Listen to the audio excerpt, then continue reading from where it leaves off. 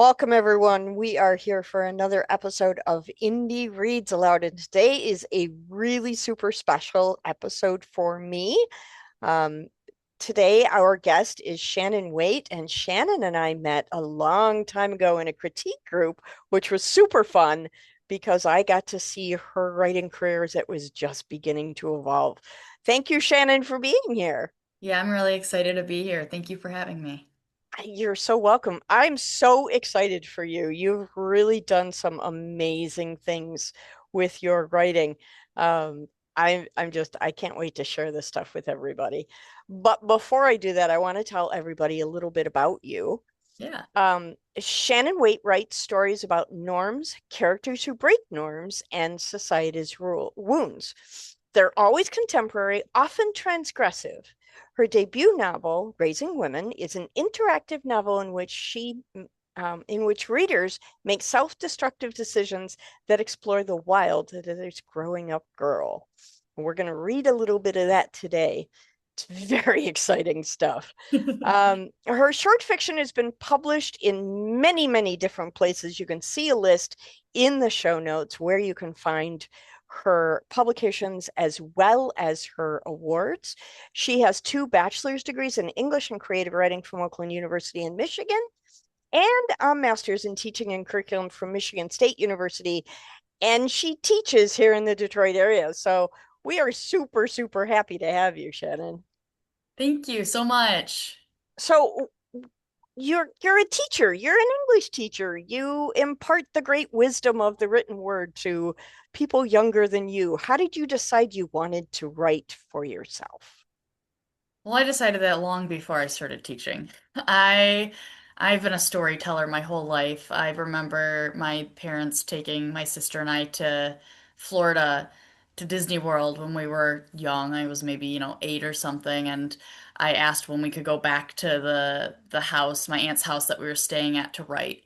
And so when I was a kid, I imagined myself one day being either a doctor or the president or a famous writer. And I wanted to be a lot of things at once. Many of those things I no longer want to be, but writer was always Always something in the that list. is always on the list. And so Right. I've just always written. I wrote, I led the creative writing club in high school. I wrote when I was in college. I'm an English major. I went back to school for creative writing a few years ago, and yeah, I've just That's always very been a cool. writer. That's very cool. Um, I am fascinated with this idea of an interactive novel. We all grew up on choose your own adventure novels. Yes. We all know about these. They're all terrific fun. We have a great time. Neil Patrick Harris wrote an autobiography that was Choose Your Own Adventure, which is hysterical and Oh, that's very, awesome. very cool, super creative. So, what was it that drove you to want to write an interactive novel? A few years ago, I was thinking about my favorite books and how cool it would be to get to reread them for the first time. Obviously, I've reread them since, but it's not the same as the first time you read it and Right. like think, wow, that was incredible, or like, wow, that inspired me in like this new way. And it made me think of like interactive novels, the Choose Your Own Adventure brand, and this idea of getting to reread the same book in different ways, right? It's the same author, it's the same writing style, it's the same characters, but now you get to read like new stories with them. And so I was like, that would be a cool idea because you don't see that with literary fiction frequently. Right. Right. Um, It's usually just reserved for children's fiction. Yes. Yeah, it's Yeah. it's very much like a game book and it's for kids. I have never read one as like an adult in literary fiction. I am sure there are some that exist probably in like the fantasy genre. Um, but I thought about like why isn't literary fiction Yeah. using this? Why aren't they doing this so that you can It's reread because books? it's hard. So I I've thought of this tried to idea. write this method and it's hard. I give you great kudos because it's Yeah. not So an I set easy that thing to idea do. aside. I was like, that would be a cool idea, but I didn't see myself doing it. And I'm typically a short story writer, so I was like, I shelved it. And then a year ago, yeah, a year ago, December of last, or 2 years ago? 2 years, I don't know. Whenever it was. 2 years ago, I think. Yes, because the book came out a year ago. 2 years ago, I I was just inspired to do it. I have a list, I have a document where I keep track of like ideas I come up with, like Mm-hmm. titles and first lines and plot ideas and details. And um, I came up with this first line that felt like it needed to be something.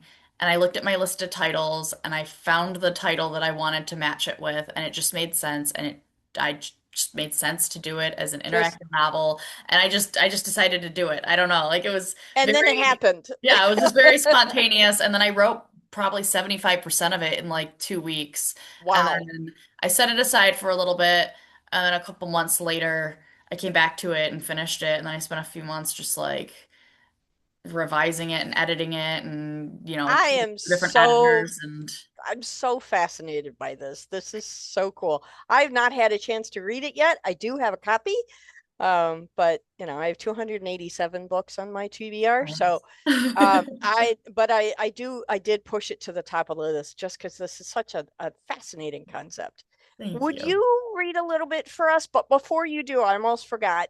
I need to let everybody know there is a listener advisory for this reading. So as we mentioned, this is literary fiction. It's meant for grown-ups. So if you have little ears listening in on this episode, I highly recommend that you preview the episode before you share it with the little ones. There Yes. are mature language and situations in this book, so please be aware of that before we begin. So, Shannon, we're going to talk a little bit of after you're done, but I'm super excited. This is like opening a Christmas present. It's so neat. So, when you are ready, please take the microphone and read from Raising Women. Absolutely. You and Roman are two girls eating donuts you grabbed from the self-serve station at the grocery store while you walk around, window shopping for things you'll never buy. Roman has pink frosting and sprinkles smeared across her bottom lip as she picks up a pair of combat boots with the hand that's not holding the donut. You stop, she looks them over, then drops them on the floor, not where she grabbed them from, and keeps going. Sometimes you forget that Roman is actually a woman. She's 21 or 22. You met her at a gas station where, out of nowhere, she leaned herself against your car at the pump and asked you where you buy your hair dye. Her hair was pulled straight back, tied with one of those twist ties that come on the plastic bread bag. You just told her you don't. It's natural. She told you it's beautiful. She introduced herself. She was eating Cheetos out of a bag, had orange fingers. She licked her fingers clean and tried shaking your hand. She asked you about your favorite band. Then she asked you what you'd sing at karaoke night. You don't sing, so you were not sure. She told you she'd sing Duran Duran's Hungry Like the Wolf, and asked again what you'd sing. You thought of Smells Like Teen Spirit, because Nirvana played right before you got out of your car. You wouldn't sing that, though, because the real lyrics sound like misheard lyrics. They don't make sense. Then she told you you'd go out and sing that together sometime soon. Roman's charismatic. She told you that you'd been at the pump for a while and asked if you were done yet. You didn't know how to tell her that you finished pumping 5 minutes ago. Instead, you asked how she got there. She laughed. Her laugh is contagious. She got into your car. She told you almost immediately that she'd just recently gotten out of prison, not that long ago. This didn't really matter to you, though. Roman didn't feel threatening, even after knowing she'd been released from prison. She felt exciting. Without you even asking, she told you that her jail time was for possession. She let her words sit for a moment, left you there on a cliffhanger, and, like a joke, she finished the punchline. For possession, an intent to distribute 500 grams or more of cocaine. She told you that was silly. She was never going to distribute it. That would have meant giving it all away. But it got her 36 months in the slammer. You hadn't been looking for a friend, but you never had much of a choice in the matter either. Once Roman decided something, that was it. Maybe she knew something you didn't. So now she's loitering aisles with you. This has been a frequent pastime as you get to know each other. She's always got something she needs to grab. You place the last bite of donut in your mouth as you pass the milk aisle. rows of whole milk, 2% fat milk, skim milk, soy milk. Roman has told you soy milk doesn't even need to be refrigerated before it's opened. It has a shelf life unopened of up to 1 year. You both keep walking, browsing. You pass the alcohol aisle, past the cleaning supplies, past the jewelry. It's like some sort of domestic roadshow. You pause just a minute to stare at a diamond ring enclosed in the glass case, and Roman slaps your arm. She tells you things aren't real. Nothing you see really exists, she says. Roman's full of advice. You ask how, why. She says reality's never the same. It's always changing, so how are things like rings real then if they aren't changing like reality does? She adds that reality's something we make. She picks a scab off her knuckle and lets it bleed. She's got a few more scabs up her arms. She hasn't cut her long, dirty blonde hair for at least 3 years, and it flutters against her cheekbones as the wind from someone walking by blows it around. You got something on your lip, you say to her. She licks the frosting and thanks you. When you first met, you asked her how long she'd been out of prison for. She told you she didn't know. Now you don't even know how long ago that was. She did tell you, though, about how the government wants to be in your life, but not because they care about you. They just want to control you. They're like your parents. They don't give a shit, and it's all about control and how they look. Yes, of course it hurts. She said that when they told her in prison that her time was up, she was free. There was no plan in place for where she'd go. She was just supposed to. Go, that is. Somewhere, anywhere. That's one of the ways people create reality. By letting the things they don't like leave their peripherals. Then it no longer exists. To exist means to be acknowledged in some way.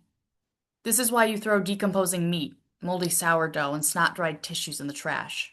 Someone will take it somewhere else, a place you don't have to see, and then it's gone. That's how that works. The prison pushed her out their doors and into their peripherals. They said go. She served her time. So is she even real? Her boobs vibrate. She digs her fist into her wife beater and pulls out a phone.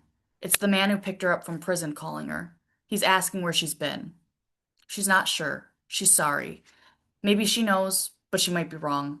She couldn't find her way back. She will be there soon. She promises. Yes, her promise means something. Last night was an accident. Sorry, the last 3 nights were accidents. The phone died. She needed a charger. She found a charger. Now it's alive.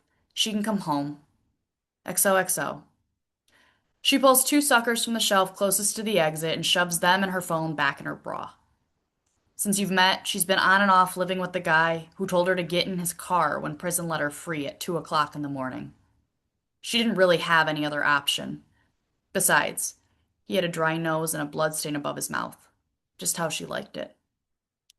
Roman's nose has a cluster of salted freckles around it.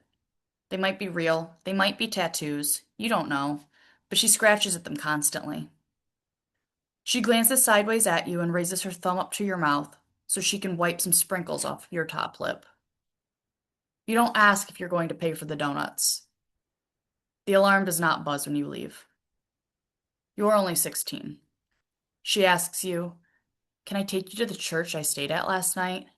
Which really means she's asking if you'll take her to the church she stayed at last night. She doesn't have a car. She can't drive, so you're the one who takes you to a round. She just got out of prison, and now she needs something like a mother. You need something else. You consider telling her yes, turn to page 7, or no, you two could just go back to your place, turn to page 13, or that you'll drop her off halfway since the halfway point is on your own way home. Turn to page 17. Um, okay, this is not your childhood's choose your own adventure. Nope. Wow, this is really visceral stuff. I mean, wow. I was always impressed with you in critique group, and now I'm even more so. Thank you. Well done, well done. Um, Tell me about this idea of writing in second person. How, we are told in college class after college class, do not write in second person. So how did you figure out how to do this and still stay true to the characters you wanted to portray? Oh, I love second person. I had some people that were like, "This is the first second person thing I read." I love it. I think second person, and I've written like I write short stories sometimes, probably like I write first person most, and then second person the second most probably. I very rarely write third person because second person to me is this really cool uh in between where you get this closeness to the character. But there's still this distance because you're not in their head. You're not hearing it. It might not feel as Right. whiny because it's not the person talking or thinking or lamenting. So you get this distance like third person, but there's still this closeness that you get that you don't get in third person. Yeah, it's a really unusual intimacy Yeah. And that so you don't get in your standard omniscient narrator stuff. yeah. And so Yeah. I love writing in second person, even though it's something that most people don't do. And so this Well, was it is very fun. difficult to do well. I mean, I think that's why there's not a lot of it out there, is because it is difficult to do well, and you absolutely do it well. Thank This you. is this is exceptionally great stuff. I can't wait to read the novel. I'm taking it with me up to the cottage over the holiday break, so I'm Awesome. gonna Well, you have a good have time. 24 possible stories that you can read in it with four Well, unique endings. that's the other part I wanted to ask you about is how extensive does this rabbit hole go? Like Yeah, how so there's deep and 24 twisty possible do we get? pathways with a total of like four unique endings that you could get. Okay. So there's four novels packed into the pages of this book. Kind of. I mean, I guess it depends because like I said there's 24. So there's two ways that you can like write an interactive novel. One that's very linear where you got your first scene with like the choices and then like let's say, you go to the first choice option and then those have direct choices below them, which have direct choices below them.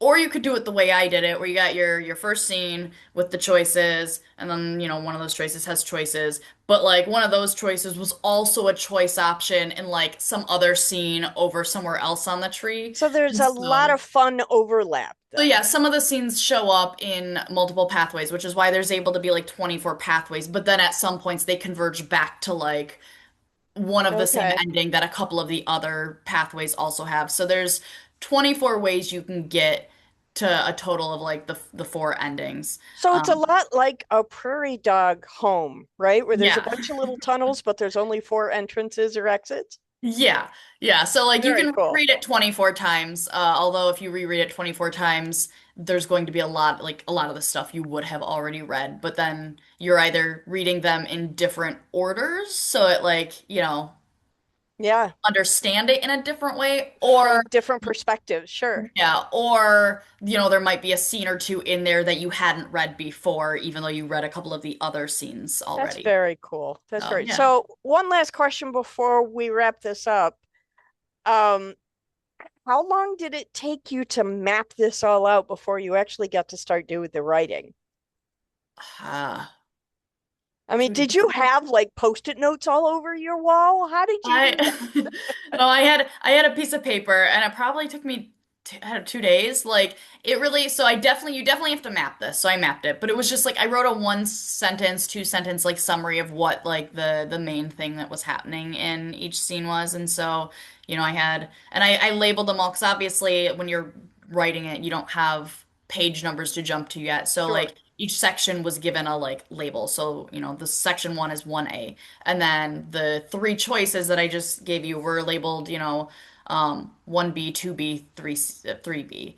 And then like choices from there were labeled, And then you filled in 3A page or B. numbers after the whole And thing so was then eventually written. when the whole thing is completely done, and you know what pages sections start on, you replace those with those page numbers. But yeah, so I like had this piece of paper and I wrote 1A and I wrote like, you and Roman at grocery store. And then I drew a couple little arrows and wrote like So two A.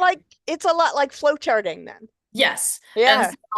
so yeah, so I did do that, but yeah, that I don't know, probably took me 2 days, maybe a day. I probably did most of Wow. it in a day, and then probably like the next day went back and added a couple of things. But this book is the most me thing that I've like ever written, and it just came so natural and like I just felt like I knew the girls. Like I didn't even Roman, I didn't even plan her. Her name was just like there. And she just made sense to me. I don't know. It was probably unusual for most writers because it was not, it just It just made sense happened. to me. It just happened. I don't like, Yeah, yeah, it just happened I very can't say that's naturally how for all me. my writing is. Like I'm currently working on another interactive novel and I have been trying to get past like the second scene for the last like 3 months because I'm just like struggling with some things that I did not struggle with in this one. And yeah, I don't know. That's really cool. Wow. I'm looking forward to reading this book. I'm really grateful for you coming on the program and reading from it. Thank you so much for your time. I Yeah, do thank you for appreciate having me. it. And I look forward to having you come back when the next book comes out. Yes, thanks for having me. Thank you.